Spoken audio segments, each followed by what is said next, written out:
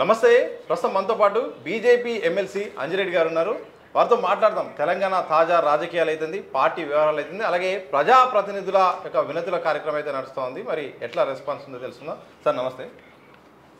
Sir ఎట్లా ఉంది sir response? అంటే చాలామంది ఇక్కడికి వచ్చారు, వినతులు కూడా ఇస్తున్నారు, ఎలాంటి సమస్యలు కూడా మీరు దృష్టికి తీసుకొస్తున్నారు, మీరు గుర్తించింది ఏంది, ఏం చెప్పదలుచుకున్నారు?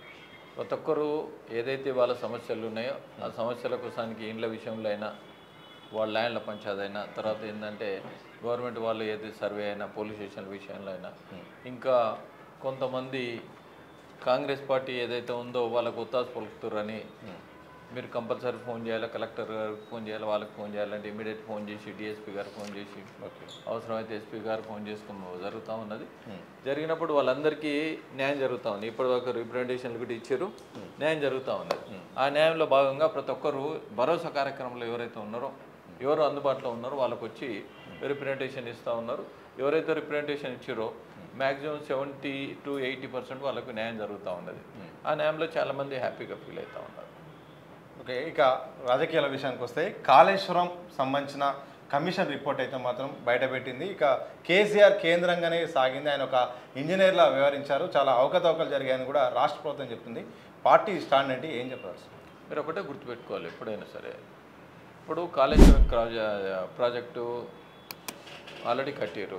కట్టిన తర్వాత వీళ్ళు కాంగ్రెస్ పార్టీ అప్పుడు ఎలక్షన్లో బిఫోర్ కూలిపోవడం జరిగింది. కూలిపోయినప్పుడు మొత్తం టీఆర్ఎస్ చేసింది, బీఆర్ఎస్ చేసింది, ఆల్రెడీ ఏమేం చెప్పాలో అన్నీ చెప్పడం జరిగింది. ఒకటే మేము డిమాండ్ చేసేది ఏంటంటే, ఇప్పుడు జస్టిస్ పీయూష్ గోయల్ గారికి ఇచ్చారు. పీయూష్ గోయల్ గారికి ఏదైతే ఇచ్చారో అది రిపోర్ట్ బయట పెట్టండి. అది రిపోర్ట్ బయటికి వచ్చిన తర్వాతనే కదా మాట్లాడదు దాని గురించి. అది రిపోర్ట్ రాకముందే నేను మాట్లాడాలంటే ఏం మాట్లాడతా, ఏం బేస్లో? అది తీసుకొచ్చి అసెంబ్లీ మాట్లాడినప్పుడు, కౌన్సిల్లో మాట్లాడినప్పుడు దాని బేస్ తీసుకొని మాట్లాడడానికి ఆస్కారం ఉంటుంది. సో 60 పేజీలకు సంబంధించిందో ప్రాథమికంగా 60 ఉండని 600 పేజీలు ఉండదు. ఆ సారాంశం ఉన్నది ఏదో చిన్నగా ఒకటే ముక్కు ఉంటుంది. ఓ సినిమా కథ ఉంటుంది, రాముని కథ ఉంటుంది. రాముని కథ మూడు గంటలు నడుస్తూ ఉంటుంది. లాస్ట్కు రాముడు సీత ఏమైతే అంటే పెళ్ళమ్మోడు అయితే అంటారు. ఇప్పుడు దీనిలో ఇష్యూ ఏముంది, ఇష్యూ ఎందుకు వచ్చింది, దీనిలో ఎవరెవరు మిస్టేక్ ఉన్నాయి, ఎవరెవరు మిస్టేక్ చేశారు, అధికారులు ఏం మిస్టేక్ చేశారు, దీనిలో టెక్నికల్ టీం ఏమైంది, ఎందుకు ఈ టెక్నికల్గా ఇది డిఫాల్ట్ అయింది, ఇప్పుడు కంపెనీ వాళ్ళు ఎవరైతే కట్టారో దానికి ఎందుకు ల్యాబ్ టెస్టింగ్ చేయలేరు, ఎందుకు క్వాలిటీ టెస్టింగ్ చేయలేరు. దీనికి ఇప్పుడు మోస్ట్ ఇంపార్టెంట్ కన్స్ట్రక్షన్ బిల్డింగ్ చేస్తున్నప్పుడు, కన్స్ట్రక్షన్ ప్రాజెక్ట్ చేస్తున్నప్పుడు దానికి డిపార్ట్మెంట్ వింగ్ ఉంటుంది, చెకింగ్ వింగ్ ఉంటుంది, తర్వాత దాని మీద ల్యాబ్ టెస్టింగ్ ఉంటుంది. ఇవన్నీ చెక్ చేసేదానికి ఇన్ టైంలో చెక్ చేసిరా లేదా, చెక్ చేసిన తర్వాతనే వీళ్ళు క్లియరెన్స్ ఇచ్చినాకనే వాళ్ళు నెక్స్ట్ స్లాబ్ వేయాలి. ఆ స్లాబ్ దాని మీద పోయినప్పుడు ఆటోమేటిక్ దానిలో రిపోర్ట్స్ ఉంటుంది. ఆ రిపోర్ట్ కావాలి మన ముఖ్యం. అవినీతి అనేది ఏంటంటే అది ఒక వింగు.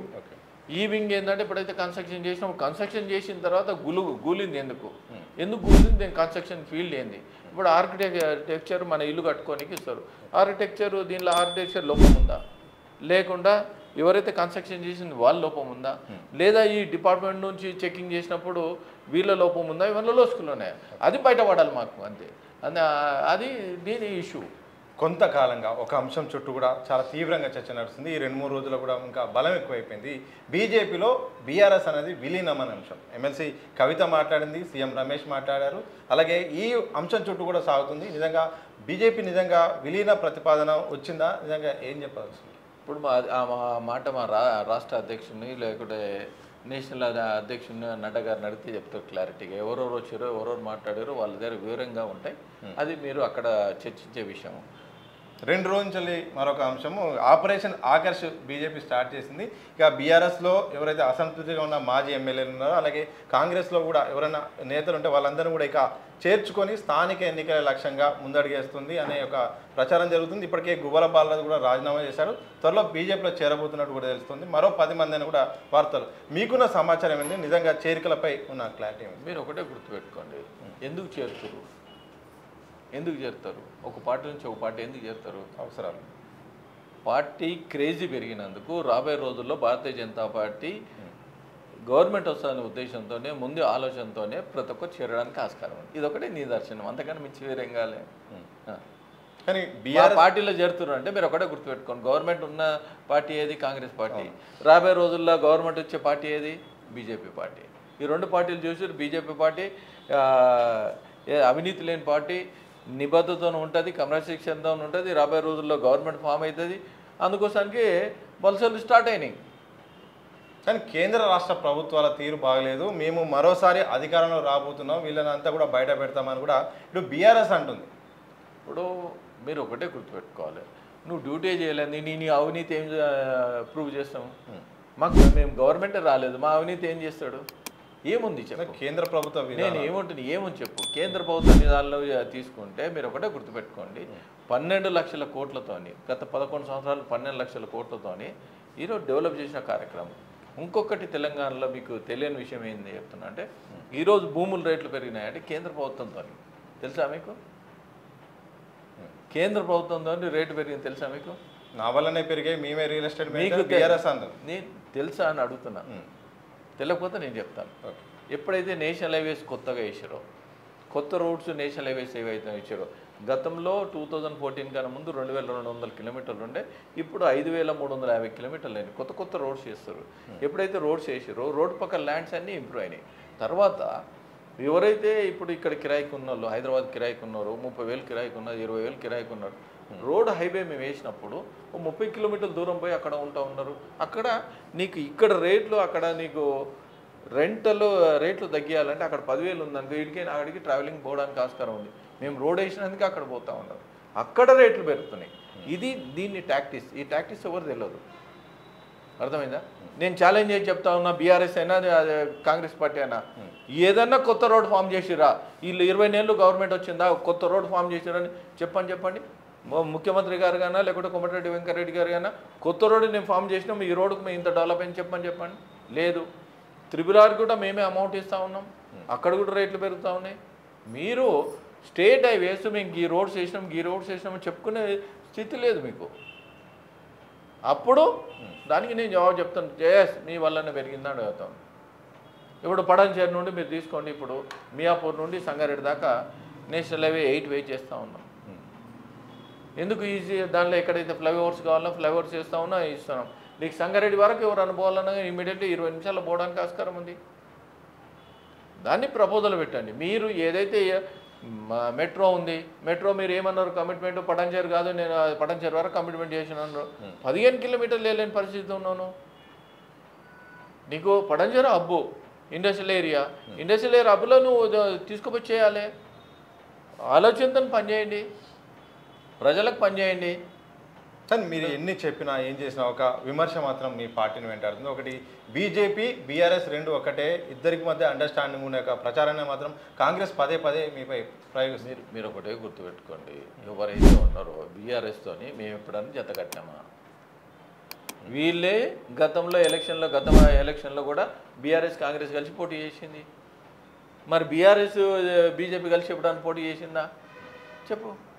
లేదు కదా. వాళ్ళు సంసారం చేసి చూపిస్తున్నాం, మేము ఇంకా సంసారం చేయలేం కదా. సంసారం చేసి చూపిస్తా అంటే ఎట్లా చేస్తావు?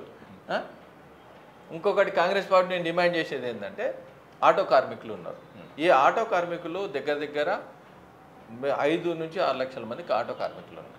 గతంలో మేనిఫెస్టోలో ఇదే ముఖ్యమంత్రి గారు, ఈ కాంగ్రెస్ పార్టీ రాహుల్ గాంధీ గారు ఏం చెప్పారు, ఏదైతే మేము ప్రవేశపెడతా ఉన్నామో ఉచిత బస్సు మీకు ఇబ్బంది కాకుండా 12,000 రూపాయలు సంవత్సరానికి 12,000 రూపాయలు ఆటో కార్మికులకు ఇస్తా అని చెప్తారు. ఇప్పుడు మీరు ఎప్పుడైతే కార్మికులుగా చేర్చాలే, ఈ ప్రాజెక్ట్ చేస్తున్నాం ఆ ప్రాజెక్ట్ చేస్తున్నాం కాదు, ప్రాజెక్టులని పక్కకు పెట్టి ఆటో కార్మికులు 6 లక్షల మంది వాళ్ళు సొంత ఆటోలు తీసుకొని నడిపిస్తూ ఉన్నారు. వాళ్ళు జీవనోపాధి చేసుకుంటా వాళ్ళ ఫ్యామిలీని మెయింటైన్ చేస్తున్నారు. అంటే 24 లక్షల మంది వాళ్ళ మీద డిపెండ్ అయ్యి కనీసము ఒక భార్య, 2 పిల్లలు, తల్లిదండ్రులు దగ్గర 6 మంది, 6 × 6 36 లక్షల మంది. ఈ 36 లక్షల మంది ఏదైతే ఉందో మీరు ఇస్తున్న 12,000 రూపాయలు ఇవ్వాలని డిమాండ్ చేస్తూ ఉన్నాం. లేదా దీనివల్ల ఏమవుతుందంటే 150 మంది కార్మికులు ఆత్మహత్య చేసుకున్నాం. వాళ్ళ కార్మికులు ఆత్మహత్య ఎవరైతే చేసుకురో వాళ్ళకి ఇమ్మీడియట్లీ బేషరతుగా ఏదో ఒకటి హెల్ప్ చేయండి, డబుల్ బెడ్రూమ్ అన్న, ఇందిరమ్మ ఇల్లు అని ఇవ్వాలని డిమాండ్ చేస్తూ ఉన్నాం. అదేవిధంగా ఆటో కార్మికులు ఎవరైతే ఉన్నారో వాళ్ళందరికీ నేను కోరేది ఏంటంటే, వాళ్ళందరికీ ఆరోగ్యశ్రీ ఇవ్వండి 10 లక్షలు. అదేవిధంగా వీళ్ళందరికీ డబుల్ బెడ్రూమ్ అన్నా లేకుంటే ఇందిరమ్మ ఇల్లు అనే వాళ్ళకి ఇవ్వండి, ఇచ్చి ఈ 12,000 ఆదుకోవాలి. అదేవిధంగా గతంలో ఏదైతే ఉందో అనార్గనైజ్డ్ సెక్టర్ కార్మికుల కోసానికి తర్వాత ఈ డ్రైవర్స్ యూనియన్ కోసానికి దానిలో ఏమైందంటే అనారోగ్య సెక్టర్ 5 లక్షల రూపాయలు ఇన్సూరెన్స్ ఉండే, డ్రైవర్ వెల్ఫేర్ ఫండ్ ఇస్తూ ఉండే. ఈ 5 లక్షల రూపాయలు ఇన్సూరెన్స్ దీన్ని ఇంప్లిమెంటేషన్ చేయాలి, డ్రైవర్ వెల్ఫేర్ ఫండ్ గిట్ట ఇంప్లిమెంటేషన్ చేయాలని మేము డిమాండ్ చేస్తూ ఉన్నాం. అది వాళ్ళని ఆదుకోండి, మీరు ఇచ్చిన మాటనే ఏదైతే మేనిఫెస్టోలో పెట్టారో అది వాళ్ళని ఆదుకోండి. అప్పుడు మీరు ఇచ్చిన మాట నిలబెడుతున్నారని మేము కాంగ్రెస్ పార్టీని అడుగుతాం. సో డబుల్ ఇంజన్ సర్కార్ అనేది తెలంగాణలో అవసరం ఉంటుంది, ఒకవైపు కేంద్రం ఉంది, రాష్ట్రంలో కూడా రావాల్సిన అవసరం ఉంది కూడా బీజేపీ అంటుంది. అయితే తెలంగాణ ప్రజలకు ఏం చెప్తారో, ఎందుకు బీజేపీ రాష్ట్రంలో రావాలి, వస్తే ఏం చేసే అవకాశం ఉంటుంది? మీరు ఒకటే గుర్తుపెట్టుకోండి, ఈరోజు ఏదైతే స్టేట్ గవర్నమెంట్ ఉందో స్టేట్ గవర్నమెంట్లో ఎవరైనా వర్క్ చేయడానికి ముందున్నారా? చేస్తుర్రా? కాంట్రాక్ట్ సిస్టమ్ అన్నా చేస్తలేరు. ఎందుకు? కేంద్ర ప్రభుత్వం ఏదైతే కాంట్రాక్ట్ ఇస్తున్నారో ఇమ్మీడియట్లీ 10 మంది కాదు 100 మంది లైన్లో ఉంటారు. మీరు ఈరోజు మీరేమో ఒప్పుకుంటారు, మన దగ్గర డబ్బులు లేవు, మేము వీలేకపోతున్నాం అంటున్నాం. కేంద్ర ప్రభుత్వము డబ్బులు సర్కార్ వచ్చిందనుకో, మా దగ్గర డబ్బులు ఉంటే మేము ఇస్తామని చెప్తున్నాం. అర్థమైందా? దీనికి ఏంటంటే, దీనికి కారణం ఒకటి ఏంటంటే అవినీతి లేకుండా భారతీయ జనతా పార్టీ నడుస్తూ ఉన్నది. మొన్న మీరు చూసిర్రు, 10 సంవత్సరాలు అయిన తర్వాత 11 సంవత్సరాలు పబ్బం కట్టిర్రు. అవినీతి ఏ రాష్ట్రం లేదు, కేంద్రంలో కూడా లేదు. ఈ విధంగా మీరు మెయింటైన్ చేసుకుంటూ పోతూ ఉన్నాం. అవినీతిని కట్టుబడి చేస్తే ఆటోమేటిక్ డెవలప్ అవడానికి ఆస్కారం అంటే డబ్బులు ఎక్కడ మిస్యూజ్ కాకుండా ఉంటుంది. దాన్ని బట్టే ఇది ఒకటే చిన్న చిట్కా, మీదే ఏం లేదు. ఈ చిట్కాను వాళ్ళు ఆలోచిస్తలేరు. ఇంకొకటి కోఆపరేషన్. ఈ కోఆపరేషన్తో ఎప్పుడైతే పోయినామో, ఒక యూనిటీ కింద పోతే ఏదైనా ఒక వర్క్ చేస్తున్నప్పుడు ఆలోచన చేసుకొని పోతామో అది ఆటోమేటిక్గా వస్తుంది.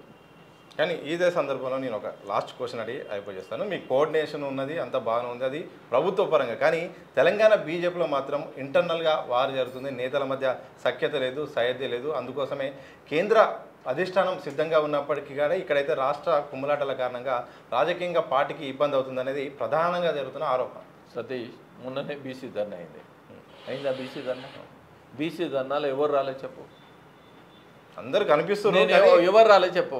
అందరు వస్తున్నారు. ఏదన్నా ప్రోగ్రామ్ చేస్తున్నప్పుడు అందరు వస్తారు, అందరు ప్రోగ్రామ్ చేస్తున్నప్పుడు అందరు ఉన్నారు కదా, ఇంకా అంతకన్నా మించి ఏం కాలే. నీకు వర్క్ ఉన్నప్పుడు వర్క్ చేయనీకు ఉంటారు అందరు. Thank you. సో మొత్తంగా ఇది బీజేపీ ఎమ్మెల్సీ అంజిరెడ్డి గారు చెప్తుంది. తెలంగాణ రాజకీయాల విషయంలో మాత్రం చాలా స్పష్టంగా చెప్పారు. అలాగే వచ్చే ఎన్నికల్లో మాత్రం ఇక బీజేపీకి ఇక్కడ అధికారం వచ్చే అవకాశం ఉంది.